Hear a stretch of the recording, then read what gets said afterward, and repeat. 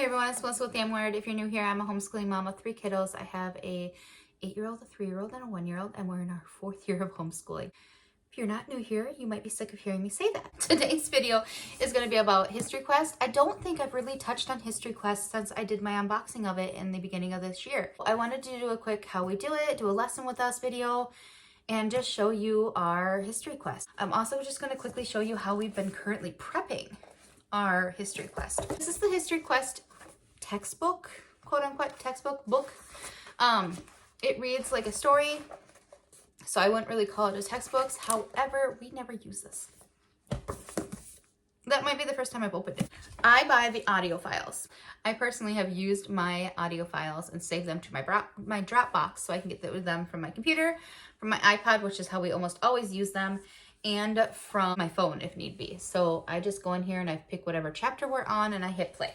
That is how we read our book. As my child gets older, I'm going to have them read along in the book to help them with words, because pronunciation of words. I struggle. I do have dyslexia, which is probably part of my problem, but I really struggle with word pronunciation on words that are longer or that don't sound the way they should read. Like, they don't have the typical sound. And especially names, I really struggle with that. So I feel like my child and myself personally would do well to have listened to the audio of it being read correctly, and then also seeing that name and that word, because I know that that helps me with my dyslexia.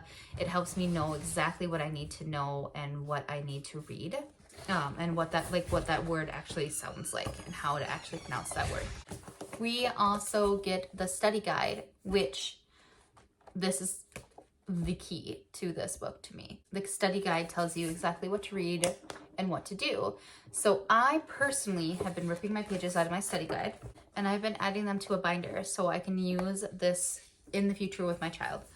I stick them in a page protector and I stick them in here. I used to go ahead and rip out all the pages ahead of time and put them in there. But since I'm moving them into my working binder every week anyways, the unit that we happen to be on, I'm just ripping them out as I need them, adding them to our working binder, and then adding them to this main binder for saving later, to save myself an extra step of all day sitting down ripping a book apart. That will glare horribly. I will show it to you from the book. We are starting chapter 7 this week. This is the Crusades, Unit 7. They have resource materials, resource enrichment, and they have supplies needed for day 3, which they let you know ahead of time. I don't always do the enrichment readings. Sometimes I will look on YouTube and see if I can find those books and we will use them, and sometimes I get them from the library. This season, the last few months, I have not been doing that, but it is only an extra thing. You don't have to do it. They also have the Osborne Encyclopedia of World History. They tell you along it what to read, where to read. This book has been used for the last two History Quests that we've used. We did early times and we've done middle times, and this book has been needed for both. However, I don't think it's necessary. If you wanted to skip doing this, you easily could, even though History Quest hasn't marked as a required reading. You could skip it. We don't always read the things that we are supposed to be reading out of this, and that's okay. Curriculum's a tool, and you do not have to do it exactly the way it's laid out. You just don't have to. Sometimes we just read the story, we read the history hop, we read the chapter, and we move on to the next week. It depends on what we have time for.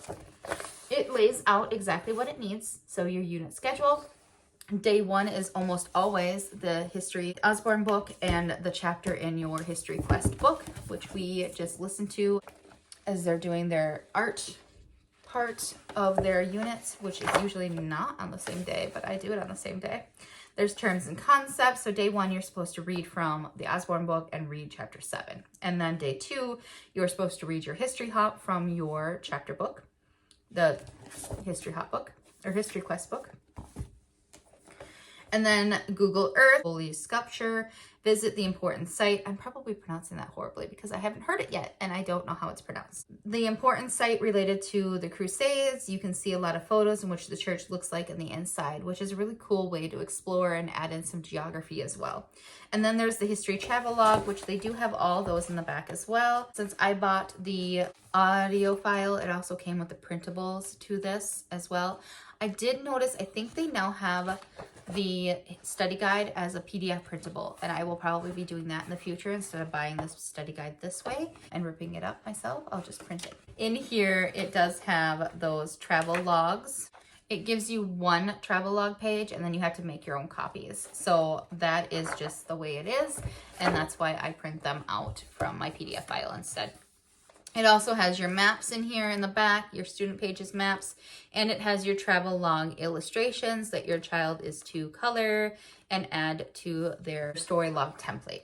Those pages are used to make your child's story notebook. So we just use a folder. I glued the front page on here, and then my child has her map in here. And so far, so this is what the travel history log looks like. And sometimes we do it, but honestly, she's in 2nd grade and I don't make her do the map part. So we tend just to do the illustration and glue it on the travel log, and then turned into me just having her fill out the illustration while we're reading the chapter. And I don't do the actual travel log page anymore. We just do the illustration. Just the illustrations and the maps. This is currently how we are using History Quest. If you have any questions for me, please leave them in the comments below, and I will talk to you guys next time.